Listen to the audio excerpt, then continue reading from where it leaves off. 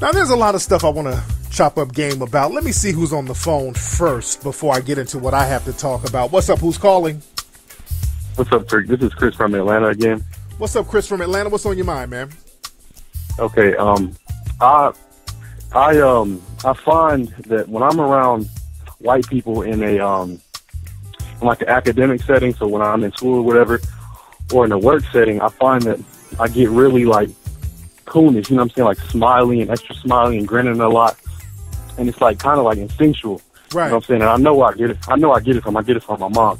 Now that I have knowledge of self, I'm trying to get out of that habit, and I was wondering if you had any advice on how to do that. And also, the white people that I work with and that I'm in school with now, they love me. You know what I'm saying? I'm that token dude now. Yeah. Because I've been smiling and grinning around them so much. And and whenever I try now to like get out of that and just be myself and, you know what I'm saying, be masculine or whatever, I can instantly sense them feeling different. Like, oh shoot, like you black. Like, you know what I'm saying? Like, so how would you suggest you know what I'm saying, get out of that habit? Well, I get what you're coming from, where you're coming from, because right now we're in a system of white supremacy, which is a system designed to terrorize black people and other melanated people, but black people in particular. We're being terrorized, especially now, by systematic white supremacy, and we've always been terrorized by that. So when you're in a situation behind enemy lines, basically, where you're being terrorized, you have to come up with defense mechanisms around people who could potentially get your life ended. We know that, and I make this quote over and over again, and the quote has been circulating on social media, and the quote is, all black people, especially in America, we're one police stop away from becoming a hashtag on Twitter.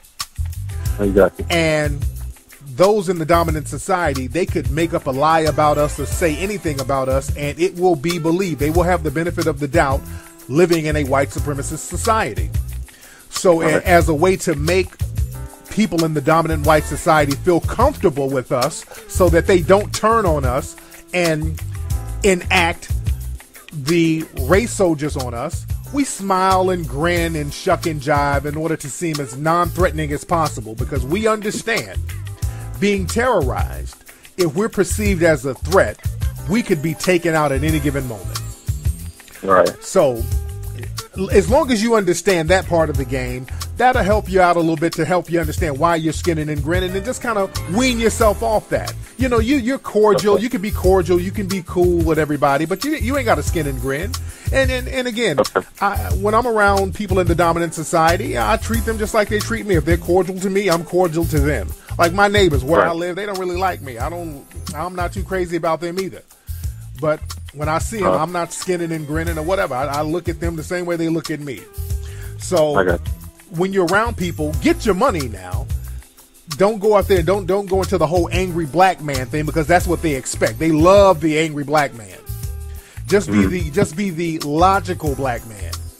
Go to work, go around them feeling how you feel. If you don't feel like skinning and grinning, don't skin and grin. And you ain't got to explain nothing to nobody. Just be yourself and just concentrate on your work. But don't become entertainment for the white supremacists, because that's what they want the black guy to become. They come around the black guy to start skinning and grinning and shucking and jiving and laughing and joking around the black guy at work. And you don't want to be that guy. So be about your money. Be about handling your business. Be cordial. But don't step around into the coon section. You feel me? There you go. Thanks for the call, brother. Let me get one more call before I start chopping it up. What's up? Who's calling? Hey, what's up, Tariq? This is Jose in L.A. What's up, Jose in L.A.? What part of L.A. you from? I'm originally from Long Beach, but I stay in downtown. There you go. What's on your mind, Jose? Man, so I'm tripping on the fact that, you know, to be real, we're in a state of genocide, I feel like. Yeah. Oh, yeah. Not too far from Nazi Europe or even Rwanda or anything else. So what I want to know is this something we can fix from within, or is this time for us to reach out to the international community, the UN, what have you? Because there's laws against this kind of stuff internationally. Yeah. We should be doing all that. That's what I've been trying to do. I've been going international and discussing what's happening. But the thing is, it has to be a group effort, because one person doing it won't have the same effect. So it has to be a group effort. Too many of us in the black American community, we want to ignore what's happening and turn up and party all the time and not take what's happening serious. And what's happening with us is a very serious thing, and it's time for us to get serious about getting a code of conduct and to get economic empowerment.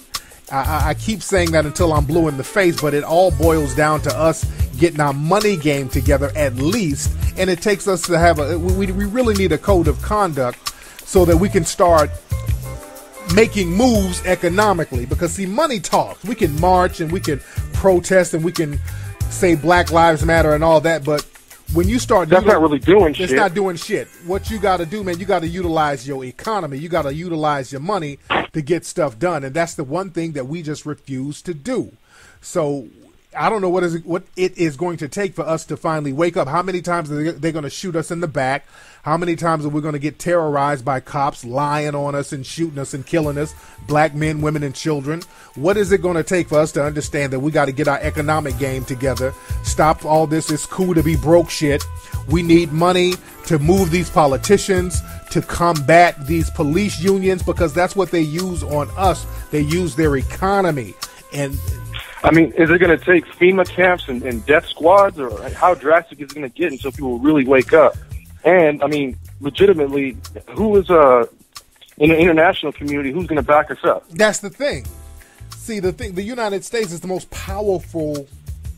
most powerful military worldwide.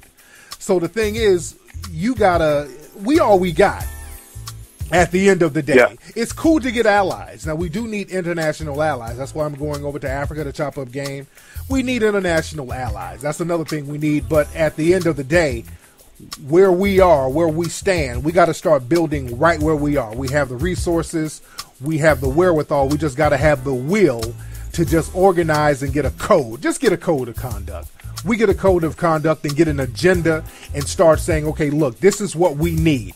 We need to be compensated as African American people for being terrorized, and not be afraid to say we need to be compensated. We need reparations. We need funding for black businesses. We need federal protection. We need Barack Obama to say something. We need to say this stuff publicly. This is stuff that for black people, not just people of color and minorities. No, damn all that. We get all that kumbaya shit going on. All of a sudden, when it comes to saying, hey, we need to stop getting shot out here, we need people to speak up for us and help us to not get killed like this, we start talking about, well, what about the gay community? What about women? What about lesbians? What about Hispanics? We start talking about every other group. We start punking out. Punking out is for the birds. We got to stop the whole punking out thing and say, hey, we as black people, for the last 400 years in this country that our ancestors have built, we're being terrorized nonstop, and we just need to be compensated from it. We need to be compensated. We just need to be compensated. And let's stop being scared to say that. We need to start saying, Obama, say something about it, and let's do something about it. All right, I'm going to talk about this on the show, man, but thanks for the call, brother. All right, bro. Yes, indeed. But for those who don't know, there was another brother, another black man named Walter Scott. Hold on, I'm trying to take this phone call down. There was another brother, another black man this weekend named Walter Scott. And I told brothers and sisters to watch out for April. The month of April is a doozy. The month of April, the white supremacists, they go all out in the month of April. This is like a holy month for the white supremacists. And they have been showing their asses for the month of April. This brother, Walter Scott, over in South Carolina, this brother was pulled over by this race soldier pretending to be a cop. That's what our brother Neely Fuller calls them, race soldiers. He was pulled over for a broken headlight, a tail light. I'm sorry. He was pulled over for a broken tail light. And he got into some kind of scuffle with the cops. He ran, and the cop shot him 8 times in the back. And unbeknownst to the cop was being filmed. Now, the cop didn't know that he was being filmed at first, I don't think. I don't think the cop didn't know he was being filmed. Because after the cop shot the brother in the back, the police officer went and got a taser gun that had fell on the ground, walked it over to the brother, and dropped the taser gun by the brother. And the official report, and remember, the cop didn't know that this was filmed. Nobody knew that there was video of this. Shout out to the person who filmed this, and I hope that person is safe. I'll get on that in a minute. But understand this, family. The cop, by the way, After the video of the incident came out, the cop was arrested and charged for murder. And the police chief in the city that this happened in, he seemed very reluctant. You know, all the police officers seemed real down about having to do this. And even in the reports I see, a lot of people are acting, and I'm talking about those in the dominant society, a lot of people are acting kind of under the weather about this whole situation. Like there's a reluctancy in going along with justice in this case. Like they don't want to have to see this guy be prosecuted, but he has to be prosecuted because the way he shot this brother was in cold blood, and it's on video. But understand this. The reason why this cop, out of the many cops that have killed black people in cold blood who are unarmed, the reason why this cop has been charged with murder, it's not just because there's a video. Remember, there's a lot of videos of cops beating black people and killing them. There's video of cops killing Eric Garner. But the thing is, the cops at the time knew that they were being videotaped. Because a lot of times when cops have the dash cams or the body cams and they kill a black person, the cops kind of know what to say and do when they kill an unarmed black person. They like to yell out things like, hey, get your hand off my gun. Hey, stop resisting arrest. That's what they did with Eric Garner. They were acting like he was resisting arrest, and that justified killing him because they knew they were being filmed. See, they built their lie up in the process of the murder. So this is why they got off even when there's video. But this case is different. The reason why this cop got charged is not just because of the video. It's because the cop didn't know he was being filmed, and the cop already built another lie before the video came out. So the cop had already told a lie that the guy was wrestling with the gun, trying to get his gun, and then he was scared for his life and he had to shoot the guy, and the guy stole his taser. So the cop had already built up this big elaborate lie, and that cop was going to get off, by the way. The cop was going to get off. They were going to believe that this was just going to be another case of a black person shot. But unbeknownst to the cop, the video came out that proved that everything the cop said was a lie, and then they had to indict him. So the reason why he got charged is because of the lie he told before the video came out. So they might use him. They might use him as an example and punish him. And let's be very clear. Just because this cop got arrested, that don't mean he's going to get off. Y'all got to understand how white supremacy works. White supremacy, they have a lot of tricks up their sleeve. They might give that dude a slap on the wrist. They haven't come up with a good lie yet. They can still, hey man, this is in the early stages. They can come up with a good lie. There was one cop who shot some brothers, I think in Ohio, and the cop said he don't recall shooting them. So the white supremacists, they get together and they build their lie, and then they'll roll with their lie. Just like they know Darren Wilson. They know Darren Wilson killed Mike Brown in cold blood. The white supremacists are not dumb. They understand that, but they roll with the lie. And another thing, a lot of these people out here, when you're filming these cops, you got to be careful. And I say be careful because not only are the cops potentially going to do something to you, but other white supremacists in this race war, because we're already in a race war. People talk about a race war is coming. We are already in a race war. Black people are getting gunned down on a regular basis. Unarmed black people are getting legally slaughtered in a so-called civilized, industrialized country on a regular basis, and it's based on race. It's not a coincidence that the majority of people getting shot down from all economic backgrounds, because they can't say it's just hood people, because this brother right here, Walter Scott, was driving in a Mercedes. So we can't just say that's going to happen to the hood people. All of us who are classified as black in this country are in danger because we are in a race war right now. We are in a race war. A race war is not coming. We are in it. When you get gunned down and killed on a regular basis like this, and all the people just happen to be black, there might be a couple of white sacrifices in the mix. But hell, even then, we've seen several cases where there's white people with guns shooting at cops and they still get taken in alive. But at this point, they're shooting black folks to kill so that you don't come back and sue. Because a dead person can't come back and say, okay, this person planted a gun on me, or this person planted a stun gun on me, or I'm not really a thug. So they're shooting to kill now over traffic violations. You're in a race war. Let's just get that clear. We are in the middle of a race war. We're being attacked, and it's racially based. It is not a coincidence that all of these black people are being killed who are unarmed, and it's not happening to white people or Hispanic people or gay people or East Indian people in the same numbers.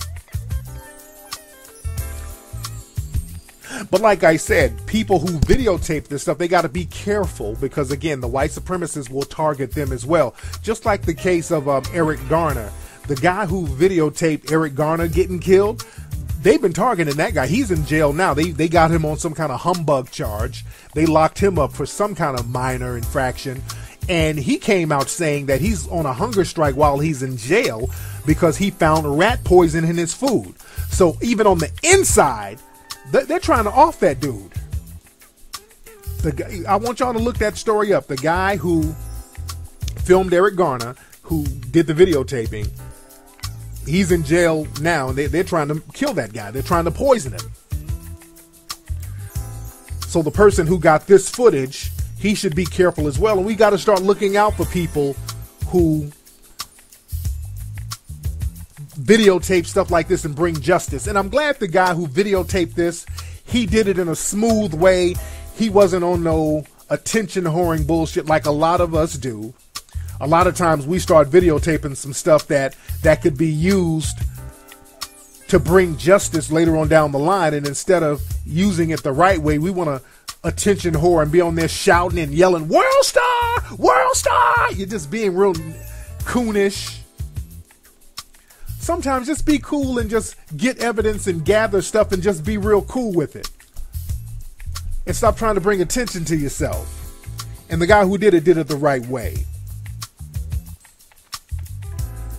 But again, man, we are in the middle of a race war. This is a race war we are in. And just because there are calm areas in the race war doesn't mean the race war is not on. Unfortunately, we are behind enemy lines, and there's no sanctuary for people who are classified as black. See, other groups, they have sanctuary, other so-called minority groups. See, that's why we got to stop. And today, all my melanoid people of African descent who are here in America, please stop using the term minority and stop letting so-called other minorities lump you in with them, because we're not immigrants. We're the only non-immigrants in this country. We actually built this country. We're not immigrants.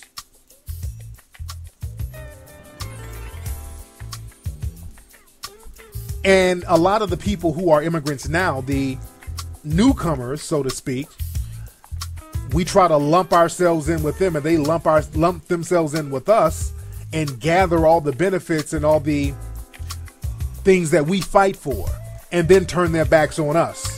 See, every other group is in competition with us, and we're the only ones walking around trying to be on that kumbaya shit.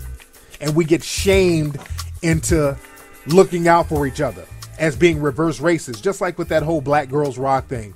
Black women have been getting dumped on and shitted on by the media, so when black sisters want to get together and say, hey, look, Black Girls Rock, now the white supremacists get all bent up and out of shape over it because Michelle Obama went to the Black Girls Rock taping on BET, so people are like, hey, she's being biased. Hey, white girls rock too. You know, we know white girls rock. We hear about white girls rocking every day. In every magazine, we see white girls rocking. On television, we see white girls rocking. In movies, we see the white girls rocking. And we always see sisters put in inferior positions. So we got to stop being ashamed and afraid of criticism from the white supremacists for looking out for each other. Because we all we got. But the thing is, man, it's getting deep with this race war. There's another video that's being circulated around of this this guy who said he used to be a racist, this white guy, he calls himself the hillbilly something, the Dixie hunky something. He calls himself that. And there's a popular video that's been circulating of this guy. He said he's a former racist. He's a white guy. He said he used to be a racist, but then he did this video talking about how white supremacy exists, and the white supremacists and white people are fearful of black people coming up and being successful. And he was talking about how white supremacy must go. We live in a white supremacy society. So he was saying a lot of stuff that Brother Neely Fuller's been saying, Dr. Francis Cress Welsing's been saying, that I've been saying, that everybody in Hidden Colors that we've been saying. That's basically it. And black people, we got a habit of, when a person in the dominant society says something that we've been saying for years, all of a sudden we put extras on it. All right, we got a white supremacist admitting and owning up to white supremacy. Now, what is he and other white supremacists going to do about it? Just like Neely Fuller said, okay, you can acknowledge it, that's fine, but you don't get a C for effort. What are you going to do to rectify it? Because, see, you got to understand this, man. You know you're in a race war when the white supremacists, they're not even talking in code no more. They're getting bold enough to say, hey, look, white supremacy exists. Because they know now that black folks don't really have the will to do anything about it. So the white supremacists, they know. They're not even talking in code no more. Just like with this Michael Savage guy. There's this so-called conservative radio host named Michael Savage. And he just went full white supremacy recently. He's one of these guys who's like the government and the Illuminati. I don't know if he's on that Illuminati. I don't listen to his stuff like that, but I think he's one of those Alex Jones types, I think, who's all that the government is evil and all that old stuff. But really, when you peel back the layers on guys like that, you'll see their white supremacist views. So he came out, and we did a story on melanoidnation.org where he did a show talking about how you can only push the white man so far. The white man, Barack Obama, they keep pushing the white man to rebel and react and retaliate against people instigating the white man. He was saying all types of crazy white supremacist stuff. He was like, the white man is a peaceful man, but you keep on pushing us, we're going to retaliate. This dude said this on the air. This Michael Savage. And you know Michael Savage is not even his real name. His real name is Michael Weiner. He's another one of those dudes, one of those ethnic people who, you know, they come over, change their last name, and then fall right in line with white supremacy. So Michael Savage's real name, his name is Michael Weiner. And that's another thing about these so-called immigrant groups and these so-called minority groups. A lot of these so-called minority groups, if they're light enough, they'll change their last name and fall right in line with white supremacy. Just like that East Indian dude, his sister, what's his sister's name? What is that East Indian guy's name? Where are my people at in the chat room? His sister's name is Mindy something. She's a real dark-skinned East Indian chick. She's one of those East Indian chicks that's all up in the white dudes' faces all the time. She loves the white guys. And ain't nothing wrong with that, because I'm not trying to fuck with her. She ain't got no ass. Mindy something. What's her name? Her name is Mindy something. Mindy, what is her last name? I can't think of her last name. I was waiting on somebody in the chat room to give it to me. Mindy, what is her name? Mindy Keeling, something like that. I'm real bad with remembering names. Mindy Kaling, something like that. But this Mindy girl, she has a brother. And I can't think of his name right now. What's the brother's name, chat room? Her brother is writing this book. He's an East Indian dude. He got a book he's coming out with called Almost Black. And he's telling this bullshit ass story. And this story is circulated around where he's talking about how he pretended to be black in order to get some affirmative action benefits. How he got led into a school because he pretended to be black. He was talking about how he applied to all of these different medical schools as an East Indian Asian or whatever. Now, this dude, by the way, his name is VJ Choke Collingham. I'll just call him VJ. I can't pronounce his last name, Chokalingam or something like that. And he's another one of these East Indian coons, our so-called minority brothers. Again, and Mindy and her brother, they're 2 shades darker than midnight. They're black as hell. But some of these so-called East Indian brothers and sisters that we have, not all of them, by the way, I'm not marginalizing the whole country of India, but a lot of people who come over here from India, they take on some of these racist views as a way to distance themselves from African American people, because that's part of American culture. That's the common denominator of the dominant American culture, is how much you hate black folks. That's always been the dominant common denominator. That's why it was an East Indian dude down in Alabama somewhere. He was walking around, they thought it was black, and then the cops ran up on him. So a lot of these East Indian cats, they come over and they go out of their way to try to be extra racist to black folks in order to show out for the white supremacists. So this VJ dude, talking about he applied for all these schools and got turned down, and then he shaved his head and shaved his East Indian eyebrows down and all this old bullshit to look like an African American. Then he got accepted in some school, like some university in St. Louis. And he was like, yeah, see, that just proves that affirmative action is wrong. I pretended to be black, and because I was acting black, that's why I got affirmative action benefits. And basically, he's ass kissing for the right wingers. All the shit he said, people are calling all types of bullshit on it. Because basically, the school he got admitted to is a lower level school, because I think he had like a 3.0 grade point average, something like that. So a lot of times when you apply to certain schools, other lower level schools will solicit you to come if you have a certain grade point average. So his whole story, it sounds very concocted. There's no evidence that he applied as an East Indian agent and got turned down from the school he was admitted to as a so-called African American. So basically, this is a whole facade for him to kiss ass to the right winger so he can sell his books and play that East Indian coon role that they all got from Gandhi. That goes back to Gandhi's little racist, hungry ass. That's why I check black people who like to quote Gandhi. Black people got to be very careful about quoting Gandhi. See, a lot of black people quote him because of Dr. King, but I don't know how much of his history Dr. King knew about. Gandhi was racist as hell. We broke his little ass down in Hidden Colors 2. You need to get Hidden Colors 2 and watch that thoroughly. But Gandhi was real racist towards black people, black African people. So I don't come around me quoting no Gandhi. Because see, they got all that shit from the British. They want to be substitute white supremacists.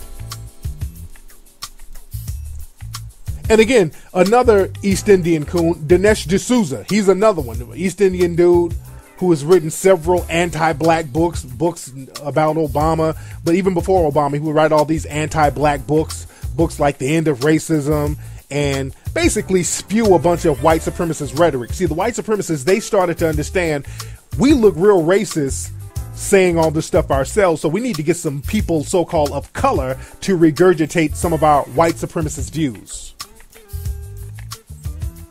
So Dinesh D'Souza is making a killing on the East Indian coon train.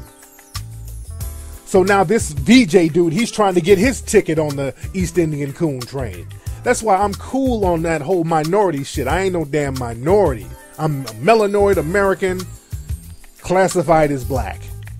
And we, as melanoid Americans who are classified as black, we have a very unique and special relationship with this country because we have a constitutional relationship with the country, and our ancestors built the country.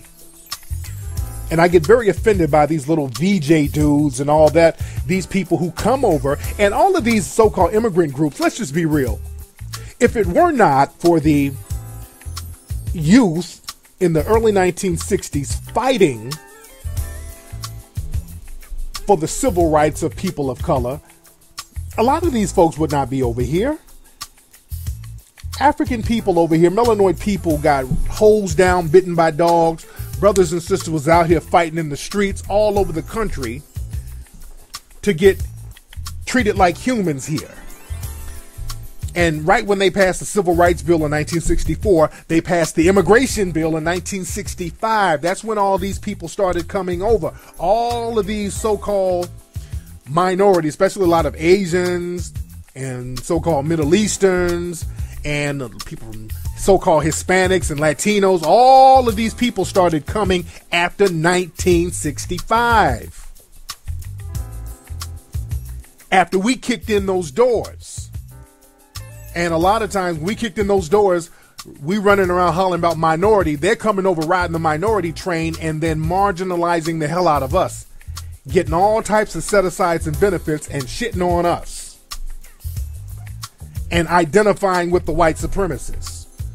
So we're going to have to stop with that whole minority thing. We ain't got no friends. We are all we got. We're going to have to look at each other and get that hatred out of our system and stop with the dumb shit. Just like this is a story that's been circulating around our brother Kendrick Lamar, who has a real hot album, To Pimp a Butterfly. He's spitting that hot fire. There was a story about him getting engaged to his, I think, high school sweetheart. Now, she's a light-skinned young lady.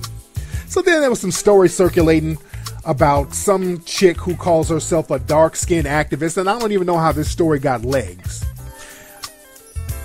But this person calling herself an activist, and she's not an activist. This person is basically an internet troll. And that's another thing. We got to stop elevating certain people in the black community and giving them the wrong type of shine. This person calling herself a dark-skinned activist was mad because Kendrick Lamar has a light-skinned fiance, and she was just making just a bunch of fake nigga outrage, basically. It was a bunch of fake nigga outrage, nothing more, nothing less.